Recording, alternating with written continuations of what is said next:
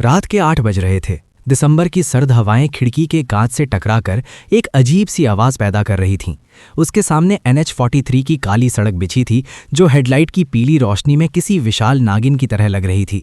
विक्की का काम आज खत्म हो जाना चाहिए था, लेकिन अंतिम समय में आए एक अर्जेंट पार्सल की वजह से उसे इस सुनसान पहाड़ी रास्ते पर आना पड़ा। गाड़ी के डैशबोर्ड पर रखा एक छोटा सा लाफिंग बुद्धा हर गड्ढे के साथ हिल रहा था, मानो विक्की की बेबसी पर हंस रहा हो। मोबाइल का नेटवर्क पिछले 10 किलोमीटर से नो सर्विस दिखा रहा था। विक्की ने रेडियो चलाने की कोशिश की, लेकिन वहां भी सिर्फ कर की कर्कश आवाज ही सुनाई दे रही थी। पता नहीं किस पागल ने इस जंगल के बीच घर बनाया है। ऊपर से ये गूगल मैप्स, लगता है आज ये मुझे नर्क का रास्ता दिखाकर ही मानेगा। तभी उसे सड़क के बाईं ओर एक आकृति दिखी। कोहरा इतना घना था कि पहले उसे लगा कि शायद कोई पेड़ गिर गया है, लेकिन जैसे जैसे गाड़ी करीब आई, रोशनी एक आदमी पर पड़ी।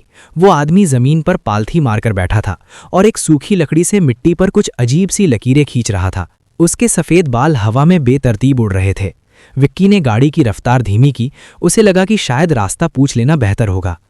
बाबा, ओ बाबा, जरा सुनिए, ये सिमलगुड़ा जाने वाला रास्ता यही है क्या? आदमी ने सिर उठाया और एक भयानक सी हंसी हंस पड़ा, जिसे देखकर विक्की को अजीब सा लगा। लेकिन जैसे ही विक्की ने ध्यान से उसकी तरफ देखा, वो आदमी वैन के पास बिल्कुल सामान्य सा खड़ा था। विक्की को लगा शायद ये उसका वहम था। उसने खुद को संभाला और फिर से जोर से आवाज दी, ओ बाबा, जरा सुनिए, ये सिमलगुड़ा जाने वाला रास्ता यही है क्या? यहाँ रास्ते खत्म नहीं होते बेटा, यहाँ सिर्फ चक्कर शुरू होते हैं। पीछे मुड़ जा, अभी भी समय की एक लकीर बची है। बाबा, रास्ता पता है तो बताइए, पहेलियां मत बुझाइए, वैसे ही बहुत देर हो चुकी है। देर तो तब हुई थी जब तूने इस पुल को पार किया था। जा देख ले अपनी दुनिया, अगर ढूंढ सके तो। विक्की ने बड़बड़ाते हुए कांच ऊपर चढ़ाया और एक्सेलरेटर दबा दिया। उसे लगा कि कोई सनकी बूढ़ा है जो बस उसे डरा रहा है। लेकिन जैसे ही उसने रियर व्यू मिरर में पीछे देखा, उसके रोंगटे खड़े हो गए। वो आदमी वहां नहीं था। सड़क एकदम सपाट और खाली थी, जैसे वहां कोई था ही नहीं। कोहरा अचानक इतना घना हो गया कि उसे बोनट के आगे कुछ भी दिखना बंद हो गया। उसने गाड़ी की रफ्तार बढ़ा दी। उसके दिल की धड़कन इंजन के शोर के साथ मुकाबला कर रही थी। करीब 20 मिनट तक गाड़ी चलाने के बाद उसे आगे वही मोड़ दिखाई दिया जहां पत्थर पड़े थे। विक्की की आंखें फटी की फटी रह गईं जब उसने देखा कि सड़क के उसी किनारे पर वही आदमी बैठा हुआ था और ठीक उसी तरह मिट्टी पर लकड़ी से लकीरें खींच रहा था। ये कैसे हो सकता है? मैं तो सीधा चल रहा था, मैंने कोई टर्न नहीं लिया। ये वही जगह कैसे हो सकती है? उसने घड़ी देखी, 8:15। वो 20 मिनट से गाड़ी चला रहा था, लेकिन गाड़ी फिर से वही जगह आ पहुंची थी।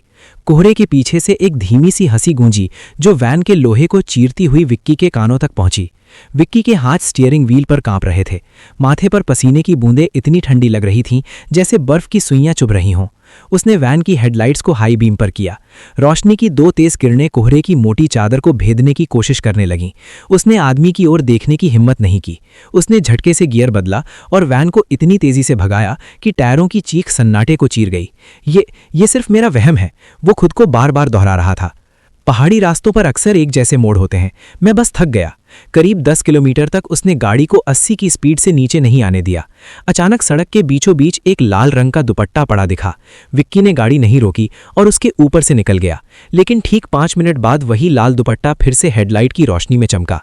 विक्की का गला सूख गया। उसने फिर गाड़ी निकाली। तीसरी बार जब वही दुपट्टा दिखा तो उसने गाड़ी को ब्रेक मार दिया। गाड़ी एक झटके के साथ रुक गई। विक्की नीचे उतरा और उस दुपट्टे को उठाया। जैसे ही उसने उसे छुआ, उसे लगा कि वो कपड़ा नहीं बल्कि किसी की ठंडी त्वचा है। उसने घबराकर उसे फेंक दिया। तभी उसे सड़क के किनारे झाड़ियों में हलचल सुनाई दी। कौन है वहां? देखो, मेरे पास पैसे नहीं है, सिर्फ कंपनी का सामान है, मुझे जाने दो। झाड़ियों से एक आवाज आई, एक ऐसी आवाज जिसे सुनकर विक्की के पैरों तले जमीन खिसक गई। वो उसकी मां की आवाज थी। विक्की बेटा, इतनी रात को कहां जा रहा है? घर आ जा, खाना ठंडा हो रहा है। विक्की स्तब्ध रह गया। उसकी मां तो 200 किलोमीटर दूर शहर में थी। वो यहां इस खौफनाक जंगल में कैसे हो सकती थी? उसने टॉर्च जलाकर आवाज की दिशा में रोशनी डाली। वहां कोई नहीं था, बस घने पेड़ थे जो हवा में ऐसे हिल रहे थे जैसे कोई राक्षस अपने हाथ फैला रहा हो। ये मुमकिन नहीं है, तुम मां नहीं हो सकती, तुम जो भी हो सामने आओ। तभी झाड़ियों के पीछे से एक आकृति धीरे धीरे बाहर निकली। वो उसकी मां ही थी। वही नीली साड़ी, वही सफेद बाल। लेकिन जैसे ही वो रोशनी के दायरे में आई, विक्की की चीख निकल गई। उसकी आंखें नहीं थीं। आंखों की जगह सिर्फ 2 गहरे काले गड्ढे थे जिनसे काला तरल पदार्थ बह रहा था। वो भयानक तरीके से मुस्कुरा रही थी। नहीं, तुम मेरी माँ नहीं हो। वो दौड़कर वैन के अंदर घुसा और दरवाज़ा लॉक कर दिया। उसने तुरंत अपने दोस्त अमीर को फ़ोन लगाने की कोशिश की। फ़ोन पर घंटी गई। हेलो विक्की भाई, कहाँ है तू? अमीर, मैं फल गया हूँ यार, यहाँ कुछ बहुत गलत हो रहा है। मैं एक ही रास्ते पर बार बार आ रहा हूँ और मुझे माँ दिखाई दे रही है। शांत हो जा भाई, तू बस पीछे मुड़कर देख, मैं तेरे पीछे वाली सीट पर ही तो बैठा हूँ। विक्की का दिल धड़कना बंद हो गया। उसने बहुत धीरे से रियर व्यू मिरर में देखा। पीछे वाली सीट खाली थी, लेकिन फोन पर अमीर की हंसी गूंज रही थी। अचानक फोन की स्क्रीन काली पड़ गई और उस पर खून जैसे लाल अक्षरों में लिखा आया, समय समाप्त। उसने वैन स्टार्ट की और पीछे की तरफ रिवर्स गाड़ी भगाने का फैसला किया। उसने सोचा कि अगर वो वापस उसी रास्ते जाएगा जहां से आया था तो शायद इस जाल से निकल जाए, पर पागलों की तरह गाड़ी पीछे की ओर ले जाने लगा। करीब 5 मिनट बाद हेडलाइट की रोशनी में फिर से वही आम का पेड़ और वही पत्थर दिखाई दिए, लेकिन इस बार सड़क के बीचों बीच वो आदमी नहीं बल्कि खुद विक्की खड़ा था, जो अपनी वैन की ओर हाथ हिलाकर उसे रुकने का इशारा कर रहा था। विक्की के हाथ स्टीयरिंग पर जम गए थे। सामने सड़क के बीचों बीच जो खड़ा था वो कोई परछाई या धुंधली आकृति नहीं बल्कि खुद विक्की ही था। वही नीली कंपनी की टी शर्ट, वही कलाई पर बंधी घड़ी और वही पसीने से भीगी हुई लटें जो माथे पर चिपकी थीं। लेकिन उस दूसरे विक्की की आंखों में वो चमक नहीं थी जो एक जीवित इंसान में होती है। उसकी आंखें पत्थर की तरह स्थिर और ठंडी थीं। वो दूसरा विक्की धीरे धीरे वैन की ओर बढ़ने लगा। उसके चलने का तरीका अजीब था, जैसे उसके शरीर की हड्डियां टूटी हुई हों और वो बस मांस का एक पुतला मात्र हो। हट जाओ वहां से, तुम जो कोई भी हो मेरे पास मत आओ।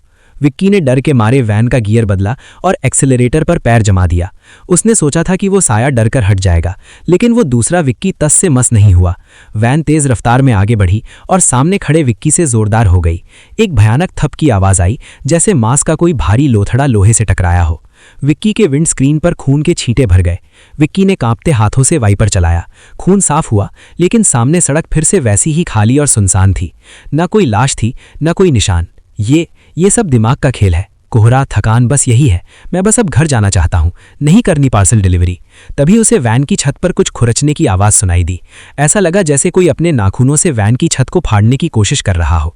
अचानक वैन के दाहिने तरफ की खिड़की पर एक हाथ दिखाई दिया। ये वही हाथ था जिस पर वैसी ही घड़ी बंधी थी जैसी विक्की ने पहनी थी। वो दूसरा विक्की अब वैन की छत से उल्टा लटक कर खिड़की के कांच को सहला रहा था।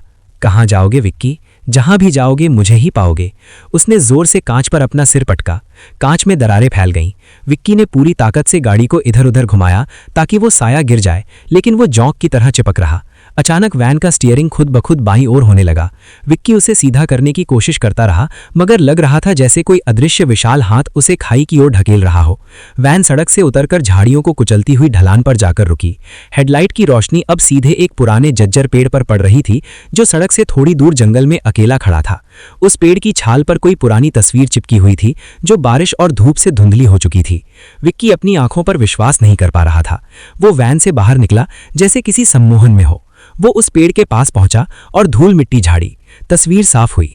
वो तस्वीर उसकी खुद की थी। नीचे लिखा था, विक्की शर्मा, जन्म 1998, मृत्यु 2025।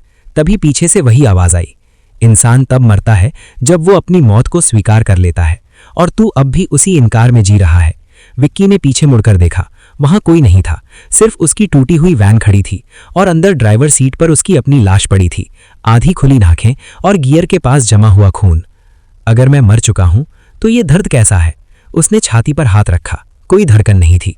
तभी अंधेरे में वो आदमी फिर दिखा जो हवा में तैर रहा था। ये दर्द तेरी अधूरी इच्छाओं की वजह से है।